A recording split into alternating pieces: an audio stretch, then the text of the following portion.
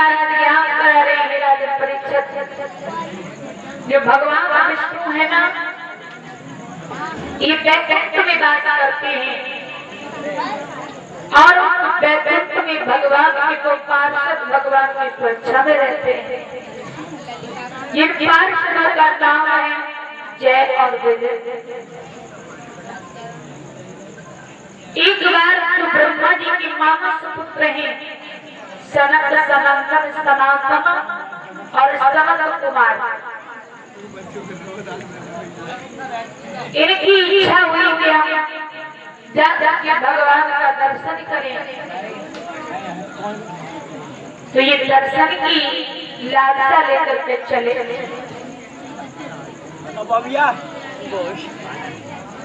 धीरे धीरे जब वैकुंठ में पहुंचे हैं तो ये जय विजय नाम के जो पार्षद हैं ये पहरा दे रहे थे।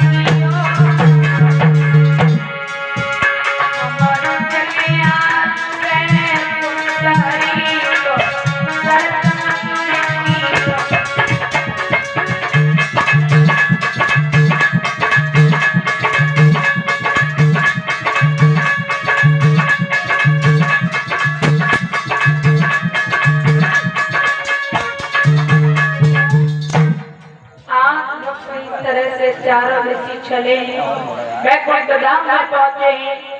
जय विजय नाम के जो पार्षद हैं उन्होंने दर्शन से इनको वंचित किया। कहा कि इस समय भगवान विश्राम कक्ष में लेते हैं, इस समय भगवान का दर्शन आपको सुलभ नहीं होगा। अरे दर्शन करना है तो हमारा कर लो और चले जाओ। एकदम से क्रोध आया ऋषियों को। अरे दुष्ट प्रवृत्ति रखने वाले, तुम्हारी राक्षसों जैसी बुद्धि, भगवान के निकट रहते हुए तुम्हारी ये राक्षस प्रवृत्ति, ऊंच बास नीच कर तुति, अरे निवास उच्च स्थान पर, और तुम्हारी बुद्धि है जो बुद्धि है वो निम्न स्तर की है। तुम्हें तो राक्षस होना चाहिए था। जाओ श्राप देते हैं, तुम्हें एक जन्म नहीं 7 जन्म तक राक्षस योनि भोगनी पड़ेगी।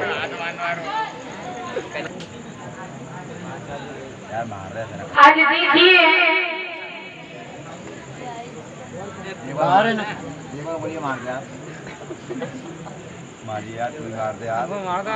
जब तिरस्कार किया उन्होंने राक्षस योनि भोगने का श्राप दिया, अब तो ये पैर पकड़ के प्रार्थना करने लगे, श्रीमन क्षमा करें। ये सोन सुन करके भगवान अपने कक्ष से निकल कर आए, देखा तो भगवान कहते हैं अरे पार्षदों क्या हुआ? कहा प्रभु ये आपके अनुयायी भक्त आपका दर्शन करने आए, हमने इन्हें आपके दर्शन का अनाधिकारी समझ के इनकार किया, इन्होंने हमें राक्षस योनि एक जन्म नहीं 7 जन्म तक भोगने का श्राप दिया। प्रभु क्षमा करो, हमें किसी तरह से इस श्राप से हमें मुक्त करो। भगवान कहते हैं मेरे बस की बात नहीं, जिन ऋषियों ने तुम्हें श्राप दिया है वो ही आपको इस श्राप से मुक्त कर सकते हैं।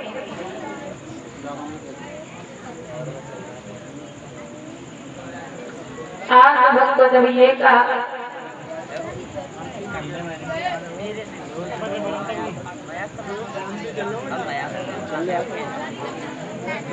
तुरंत ही पार्षद आकर के चारों ऋषियों की प्रार्थना करने लगे, श्रीमन हमें श्राप से मुक्त करो। बार बार निवेदन किया है,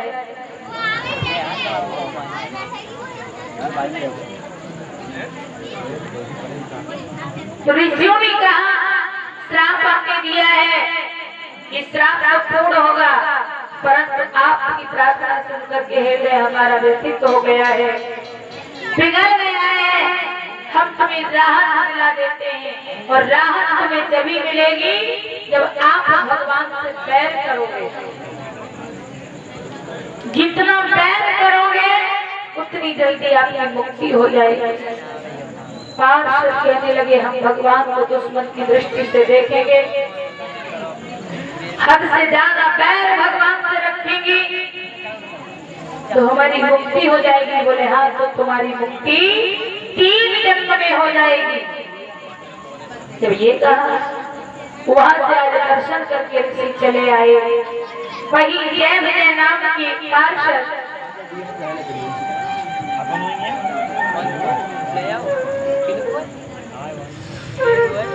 प्रथम सतयुग में आकर के ये हिरण्यकश्यप और हिरण्याक्ष बने हैं। त्रेता युग जब आया है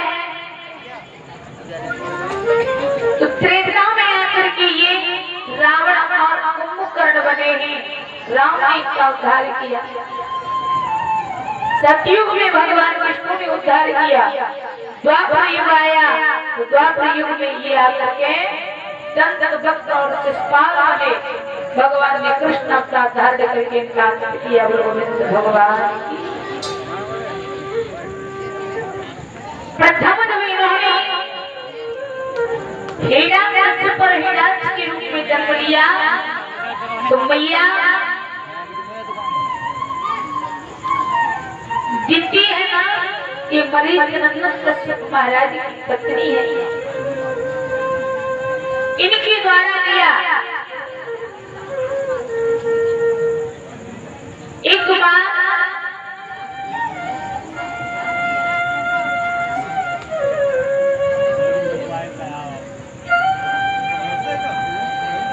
काम से पीड़ित होकर के इनकी पति के पास जाती है, कहती है महाराज जिस प्रकार से एक मतवाला हाथी क्रोध के आवेश में आकर वृक्ष पर प्रहार करता है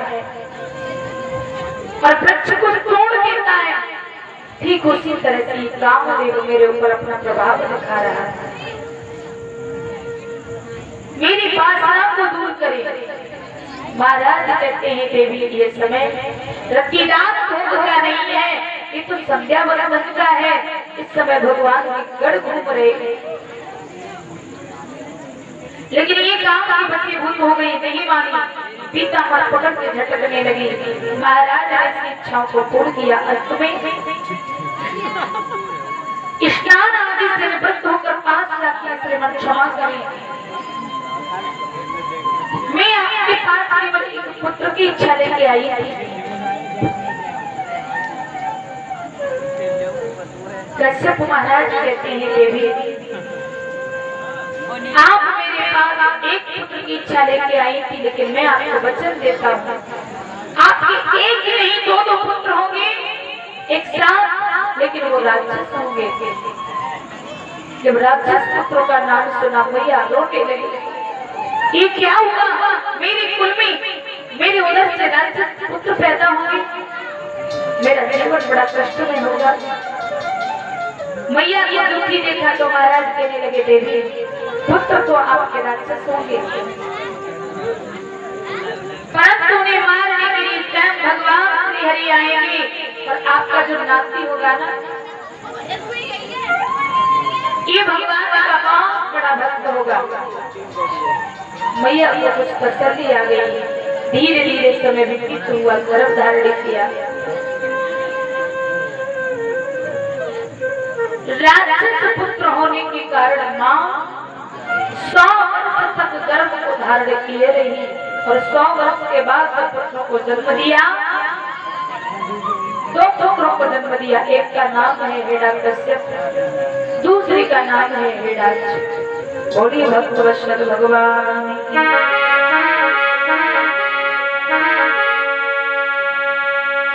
आज भक्त दोनों बड़े होने लगे हैं, दोनों बड़े हुए, दोनों का विवाह हुआ।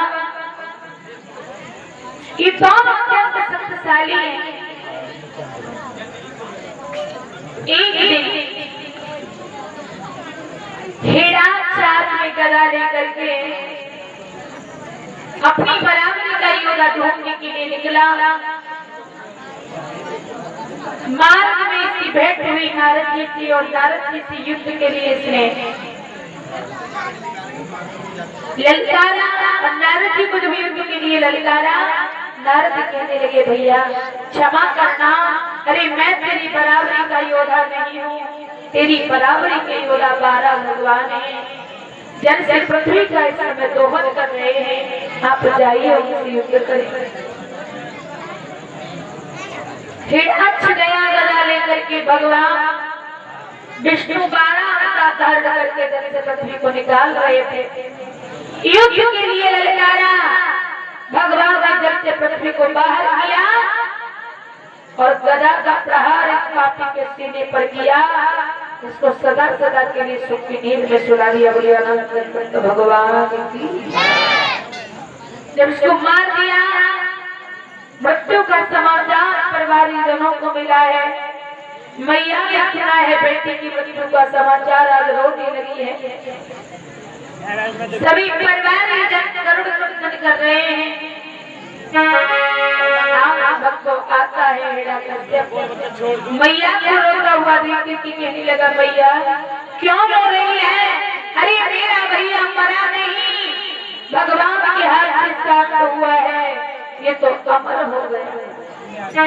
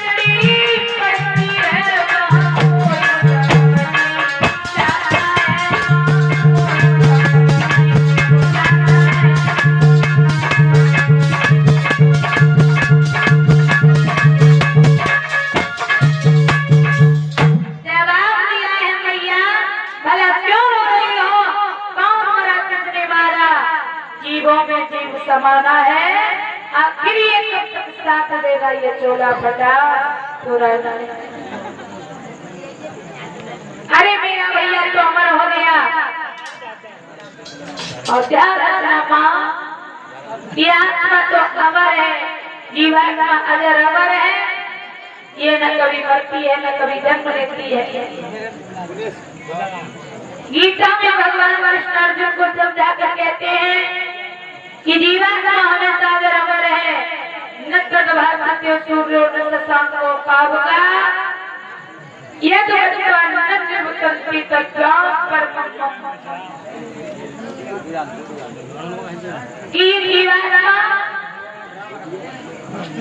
शरीर से निकलने के बाद उस परमात्मा के परम पद को जाकर प्राप्त होती है, जिसे स्वयं सूर्य प्रकाशित नहीं कर सकता, अग्नि जला नहीं सकती, वायु सुखा नहीं सकती, जल जला नहीं सकता। ऐसा परमात्मा का परम धाम है जहाँ जाने के बाद जीव सदा सदा के लिए संसार के आवागमन से मुक्त हो जाता है।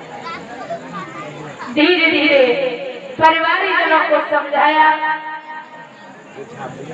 लाश का जाकर के दाह संस्कार किया है, नारायण नाम सुना, सोचने लगा इस पोते के बच्चे ने मेरा अशुभ कर दिया।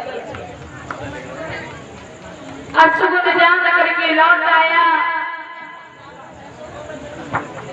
गया तो कहने लगी महाराज आप तो गए थे ब्रह्मा जी की तपस्या करने, अब है बता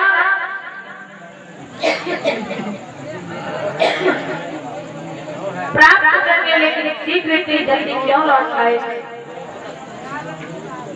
जवाब दिया है देवी,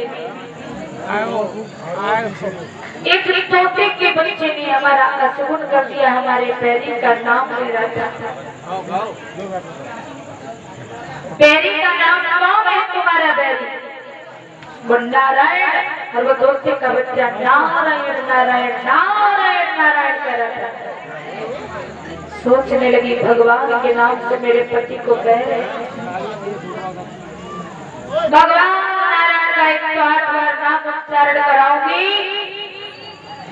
ऐसे प्रतिज्ञा की। हाथ में जल का लोटा लेके आई, दिया है महाराज जलपान कर लो। जब जलपान करने लगा कहने लगी क्षमा करना श्रीमती, ये बताओ वो तोते का बच्चा क्या कह रहा था? जवाब दिया है वो तोते का बच्चा नारायण नारायण कह रहा था, मेरे बैरी का नाम ले रहा था। पुनः गई भोजन बनाया, भोजन का थाल लेके आई है,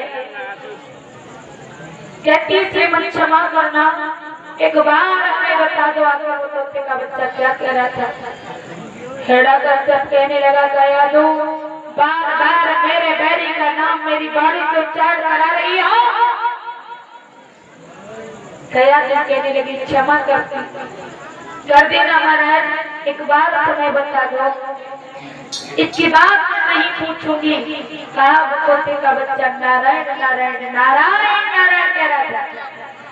इस तरह से 108 बार नाम उच्चारण किया और भगवान की कृपा से वो कयादू मैया गर्भावस्था को प्रदान की। प्रातःकाल होते ही आते ही मद्रास पर्वत की घाटी पर आसन लगाकर बैठे रहे।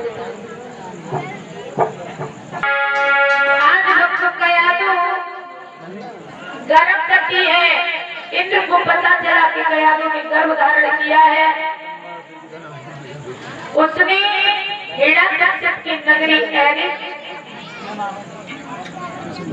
उस पर ईंट पत्थरों की वर्षा शुरू कर दी। वैसे ही है कभी इतना हरण करने गया, जंगल में जाकर उसे मारना चाहा तो संत नारद प्रकट हो गए, कहने लगे इंद्र इस कयादू को मारो नहीं, क्योंकि इसके उदर में भगवान का भक्त पल रहा है। नारद जी के कहने से छोड़ दिया कयादू को। नारद जी ने कयादू को कुछ समय तक अपनी कुटिया पर रखा है, उसके बाद एरिस नगरी में छोड़ जाते हैं। धीरे धीरे समय व्यतीत होने लगा, लेकिन इधर अपने भैया की याद में हिरण्यकश्यप घोर तपस्या कर रहा है और किस तरह से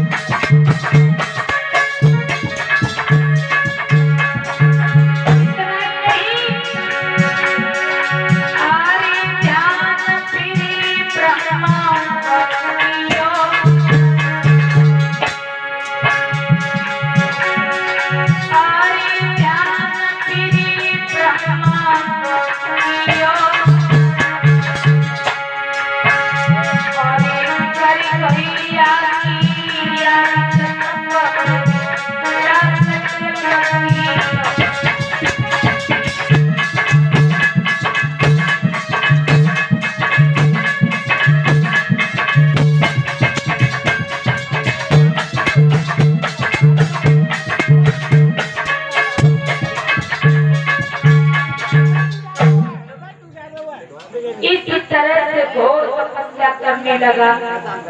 अपने शरीर का भी आराम नहीं रहा। चींटी और दीमकों ने मिट्टी के कण एकत्रित कर करके उस हिरण्यकश्यप के शरीर को ढक लिया।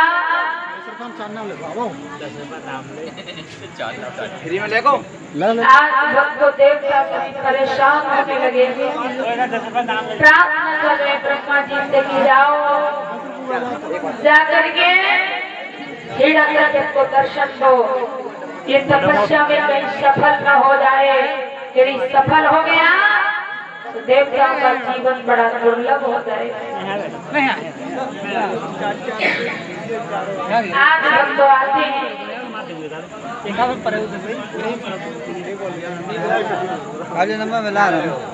आगे के ब्रह्मा जी देखते हैं तो शरीर बिल्कुल मिट्टी में दबा हुआ है, कोई अंग नहीं दिख रहा। ब्रह्मा जी ने अपने हाथ से मिट्टी हटा हटा करके उसके शरीर को निकाला। एकदम से भक्तों भुजा कर पकड़ा और कहने लगे, बच्चों हम तेरी तपस्या से प्रसन्न नहीं तो कुछ मांग। एकदम आंखें खुली कहने लगा, श्रीमान आप देना चाहते हैं क्या? मैं जो मांगूंगा आप हमें देंगे? बोले हाँ, आप जो मांगोगे वो देंगे। बोले ऐसे नहीं, दरवाजा भर जाओ। ब्रह्मा जी कहते हैं आप जो मांगेंगे हम आपको वही देंगे, वही देंगे और वही देंगे। जब दरवाजा भर तो कहने लगे, महाराज सुनो, हमें ऐसा वरदान दो, आज तक ना आपसे किसी ने लिया हो और न आपने किसी को दिया हो। बोले मांगो, ऐसा क्या वरदान है? आज भक्तों हिरण्यकश्यप भगवान से मांगने लगा है। क्या मांग रहा है?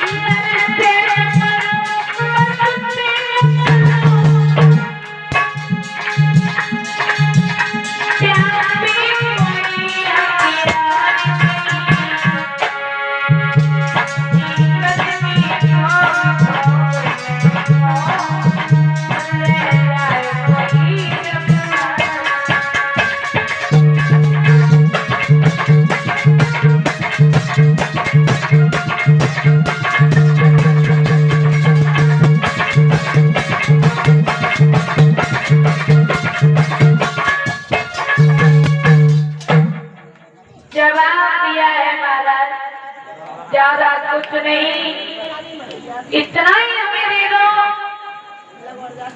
न तो हम ऊपर मरे न नीचे मरे। बोले तथास्तु, न दिन में मरे न रात में मरे, न बाहर मरे न भीतर मरे। बोले तथास्तु, न हम अस्त्र से मरे न शस्त्र से मरे। बोले तथास्तु, न हम नर से मरे न हम पशु से मरे। बोले तथास्तु, बोले हम न सजीव वस्तु से मरे न निर्जीव वस्तु से मरे। बोले तथास्तु, और इतना ही नहीं, तुम्हारी सृष्टि मनुष्य तनधारी, सांस मृत्यु न होए हमारी, तुम्हारी रची हुई सृष्टि से भी मेरा वध न हो। और इतना ही नहीं, न साल के किसी भी महीने में मेरा वध हो। जो 12 महीने हैं, साल के उन 12 महीनों में मेरा वध न हो। बोले तथास्तु। अब भैया क्या व्यक्ति को ये वरदान मिल जाए, बस स्वयं भगवान हो गया। ब्रह्मत्व में ही ब्रह्मा हूँ। चल कर के राज्य में आया और राज्य में आकर के राज सिंहासन पर बैठा तो कहने लगा, प्रजावासियों, आज से कोई भी राम का नाम नहीं लेगा, उस विष्णु का कोई ध्यान नहीं करेंगे, और जितने भी व्यक्ति हैं पीले वस्त्रों वाले, कंठी माला वाले, जो यज्ञ हवन करें वो मेरे नाम की आहुति दें। यदि विष्णु नाम की आहुति दें तो उन्हें सूली पर चढ़वा दें। अब भैया राजा का आदेश, कौन अपने प्राणों की आहुति देना चाहता है? प्राण सबको प्यारे, कोई भगवान का नाम नहीं लेते। कुछ समय बाद कयातु के गर्भ से एक बेटे ने जन्म लिया, जिसको नाम दिया है प्रहलाद।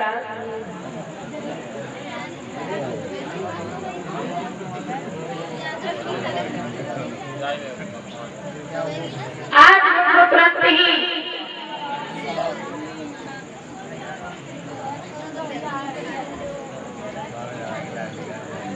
धीरे धीरे बेटा बड़ा हुआ, नाम दिया उसका प्रहलाद।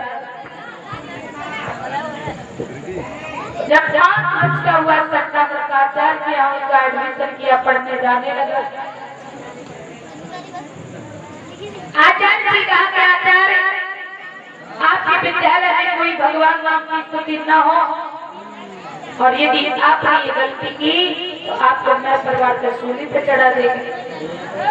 अब आचार्य जी बरकरार भी भगवान के नाम की नहीं करते, खेड़ा करते भगवान का ही पाठ पढ़ाते हैं। पहला जाते ही गर्व का ज्ञान है, लेकिन ज्ञान जब तक गुरु की शरण में नहीं जाते तब तक अंकुरित नहीं होता। ज्ञान तो है प्रहलाद को, लेकिन गुरु की शरण नहीं मिली, इसलिए अंकुरित नहीं हुआ। एक दिन आ रहे थे विद्यालय से पढ़ के,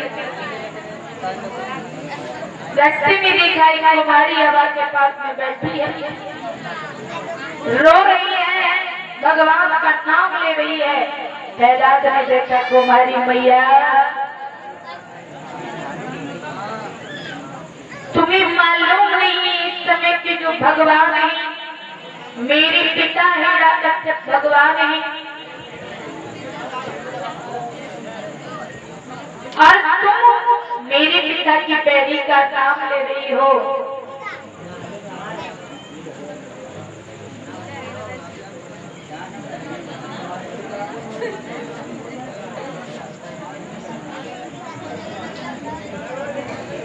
यदि मेरे पिता को मालूम पड़ गया तो आपको सूली पर चढ़वा देंगे।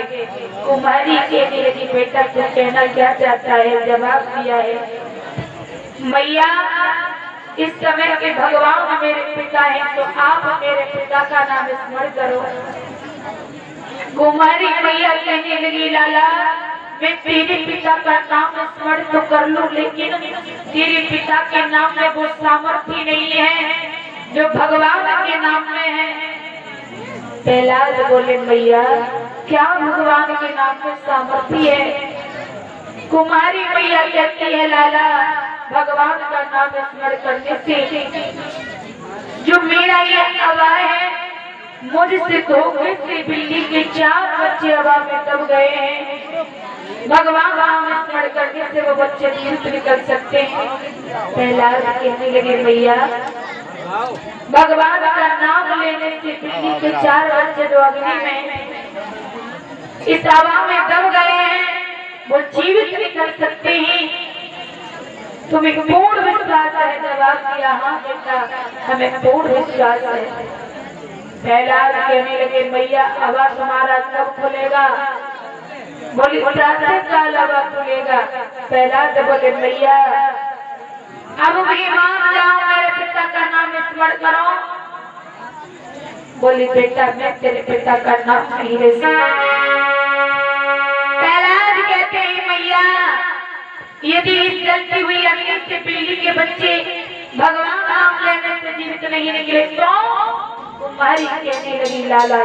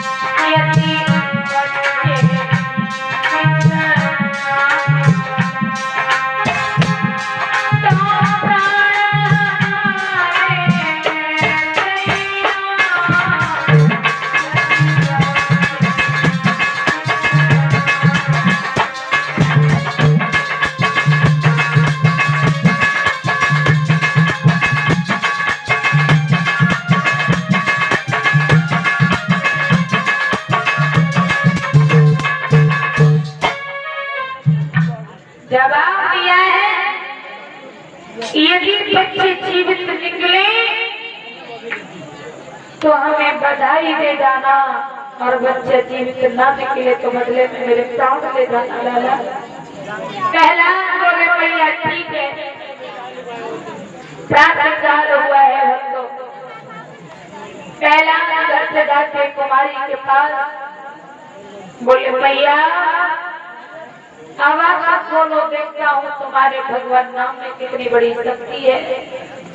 कुमारी मैया आ गई बच्चों बैठ जाती है हवा के पास और कहती है गोविंद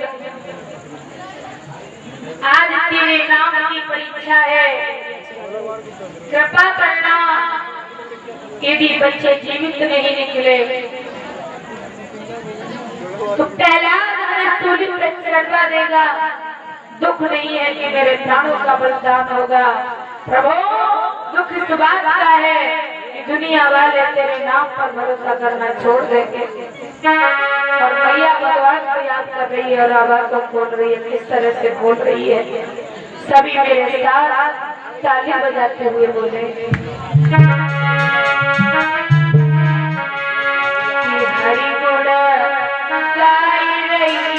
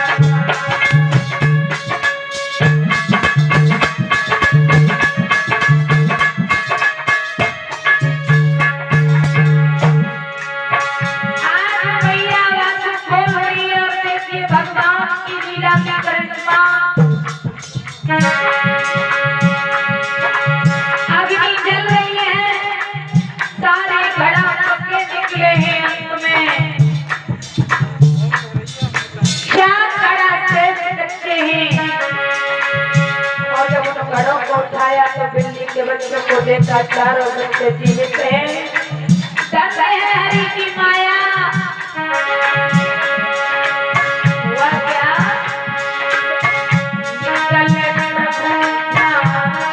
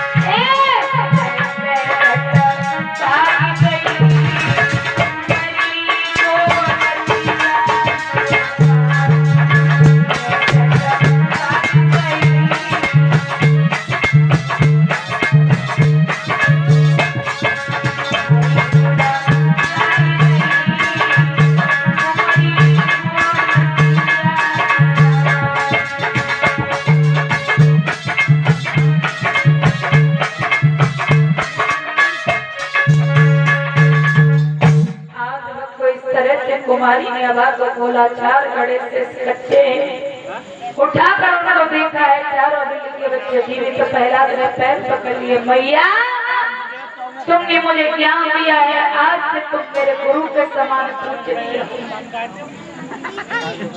डर गया, वहां बैठ गया। अब तो जिब्या पर राम नाम स्मरण होने लगा। विद्यालय में जाता है, पट्टी पर आचार्य कुछ काम देते हैं, लेकिन वो राम राम सीता राम राम राम लिख के जाता है। एक दिन आचार्य नहीं आए, आने में लेट हो गए। पहला बोले भैया, है भैया आचार्य जी आए नहीं है, तब तक एक काम करो, हम एक कविता याद करके लाए हैं। कौन सी कविता? बहुत सुंदर, आपने नहीं सुनी होगी। कौन सी दिन पढ़ के आए हो? नहीं भैया, हम यही पढ़ते हैं, लेकिन ये कविता किसी को याद नहीं है। भैया तुम्हें कब याद है? और भैया आप अपनी अपनी पट्टी साफ कर लो। पट्टी तो हमारी साफ हो बिल्कुल। कलम दरवाजा तैयार है? तैयार है। तैयार। मैं बोलूंगा, मेरे साथ बोलना और अपनी पट्टी पर लिखना। ठीक है। और ये सब सभी लिखना। तैयार है भैया।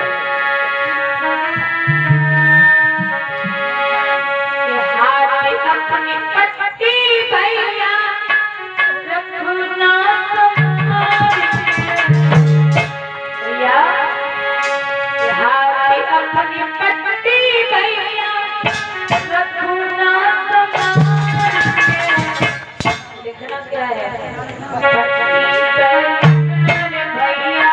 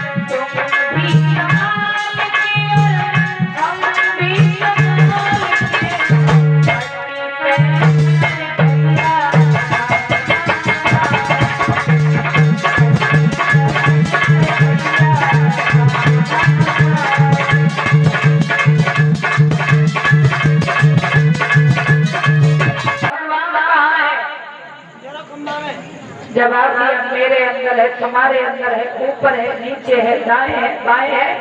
इस खंभे के अंदर भी मेरा भगवान है। खंभे के अंदर भगवान।